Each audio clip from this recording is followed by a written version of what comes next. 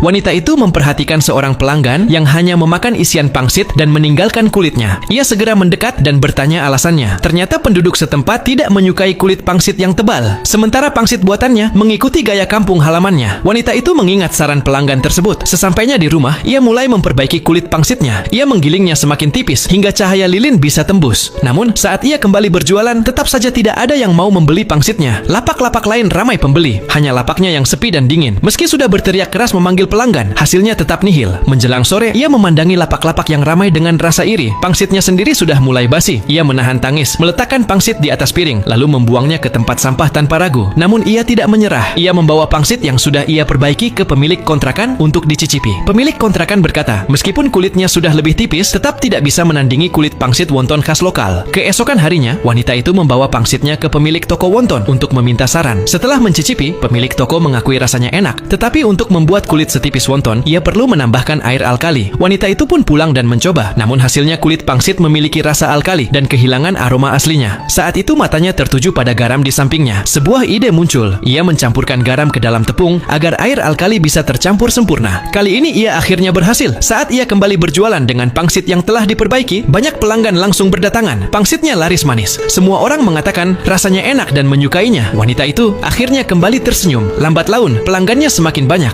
Usahanya makin maju hingga anak perempuannya ikut membantu. Namun, hal ini menarik perhatian dan membuat seorang pemimpin geng lokal tidak senang. Mereka menuntut uang keamanan, bahkan mencoba membawa anak perempuannya. Melihat itu, wanita tersebut tidak bisa menahan diri lagi. Ia meraih pisau dapur, melindungi kedua putrinya di belakang, dan bersiap bertarung sampai mati. Pemimpin geng itu terdiam. Pemandangan itu mengingatkannya pada ibunya sendiri yang pernah melindunginya dengan cara yang sama. Tersentuh oleh keberanian sang wanita, ia memesan semangkuk pangsit. Meski enggan, wanita itu tetap menyajikannya. Setelah makan, pemimpin geng sangat puas. Ia bahkan memesan untuk semua anak buahnya. Ia tidak lagi mengganggu wanita itu, membayar pangsit, dan bahkan menurunkan biaya keamanan. Ia juga langsung memesan 500 pangsit sekaligus. Krisis wanita itu pun akhirnya teratasi. Malam itu ia bahkan mendapatkan pelanggan besar secara tak terduga. Seorang pelanggan yang sudah makan pangsitnya meminta untuk membungkus pangsit mentah. Wanita itu terkejut dan bertanya apakah pangsit itu tidak akan rusak semalaman. Pria itu menjawab bahwa ia punya lemari es di rumah. Pangsit akan tetap segar jika dibekukan dan bisa dimasak kapan saja. Ide itu membuka wawasan wanita tersebut. Ia pun merancang rencana baru. Mulai hari itu, ia tidak hanya menjual pangsit matang, tetapi juga mulai menjual pangsit mentah beku dalam kemasan. Tak lama kemudian, usahanya semakin berkembang pesat. Pelanggan mengantre di depan lapaknya. Akhirnya, ia tidak sanggup lagi membuat pangsit sendirian di rumah. Ia membuka pabrik dan mempekerjakan pekerja untuk membantu produksi. Pada akhirnya, pangsit buatannya tidak hanya terkenal di daerahnya, tetapi juga merambah ke luar negeri, memungkinkan orang-orang di seluruh dunia menikmati rasanya.